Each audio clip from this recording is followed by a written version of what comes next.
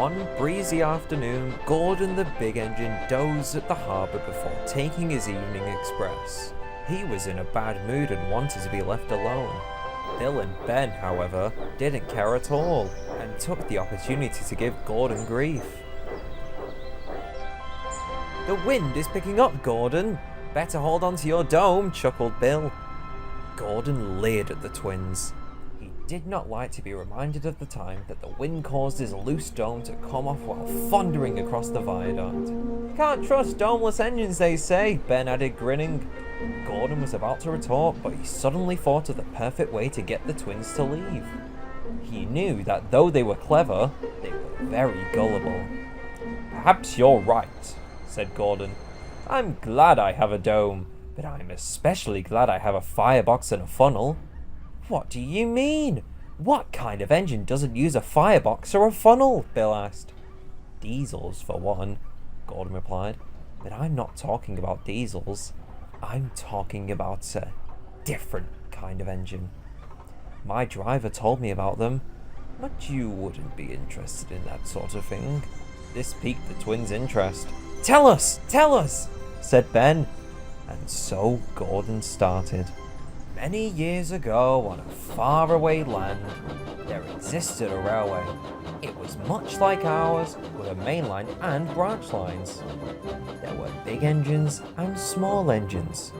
What the railway was particularly well known for was its industries.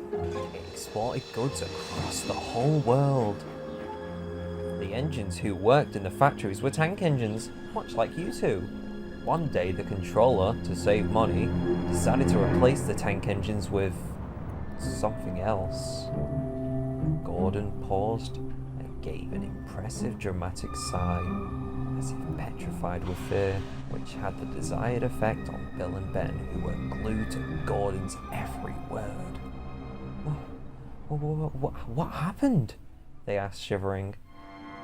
They say that the new engines weren't truly engines. They were mere shells of engines. They had no fireboxes and no funnels.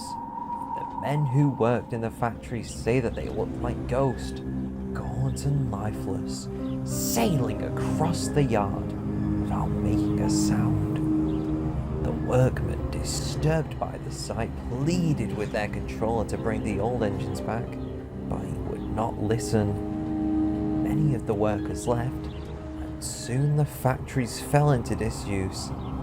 They say that the ghost engines still roam the yards, slinking along day and night.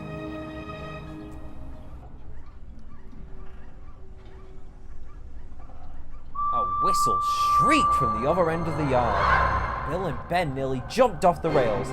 They quivered as they heard the sound of the wheel creaking towards the sidings. It's the ghost engines, Bill and Ben cried. They scampered away at once. Gordon bellowed with laughter. The source of the noise had been Edward, who, with plenty of steam, had coasted across the harbour to the sidings. Where did the twins go off to in such a hurry? He asked. I just told them a ghost story to get them to leave me alone, Gordon said, tears in his eyes from laughing. But you really added the final dramatic flair with your whistle. Oh dear, I was hoping to catch them. There's a big shipment of China clay due. Well, I'm sure you'll find them hunkered down in their shed. It turned out Gordon was right. Edward found the twins at the back of the engine shed at the station, still shaking. What's gotten into you two? Asked Edward. If we're not careful, the ghost engines will get us, Ben cried. Ghost engines? The twins told Edward what Gordon had said. Edward smiled as he realized what it was that the twins were actually describing. Those aren't ghost engines, Edward laughed. Those are fireless engines. Fireless? Bill asked. They don't need fireboxes or funnels.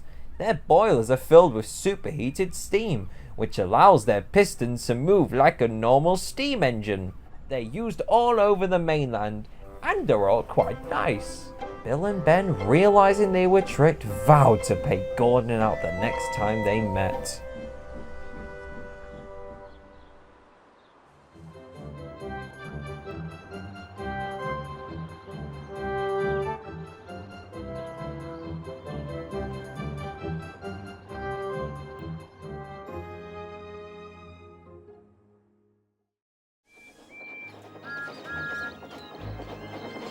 It was summertime on the island of Sodor. Gordon pulled the passenger express. It was very busy, but Gordon loved the hustle and bustle.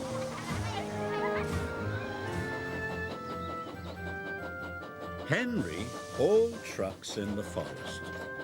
He loved the peace and quiet, but he didn't see many people.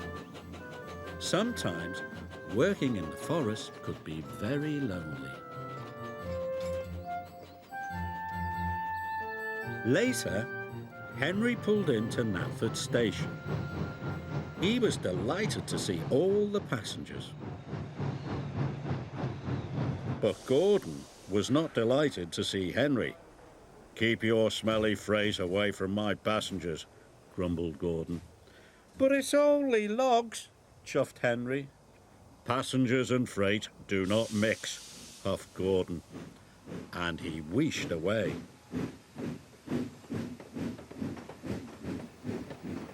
Henry watched the express leave the station. "I'd like to pull passengers," sighed Henry, "just for a change." Henry stopped at the water tank on the edge of the forest. Children were standing by one of the trees. "What are those children doing?" Henry asked Thomas. "That's the old Sodor wishing tree," said Thomas. "They must be making a wish." "A wishing tree!" gasped Henry. "How wonderful! Do you think it would make my wish come true?" asked Henry. "It might," said Thomas, and he puffed away.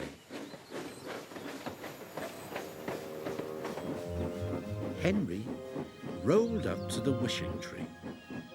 He took a deep breath and made a wish as hard as he could. "I wish I could pull the express instead of Gordon," he said.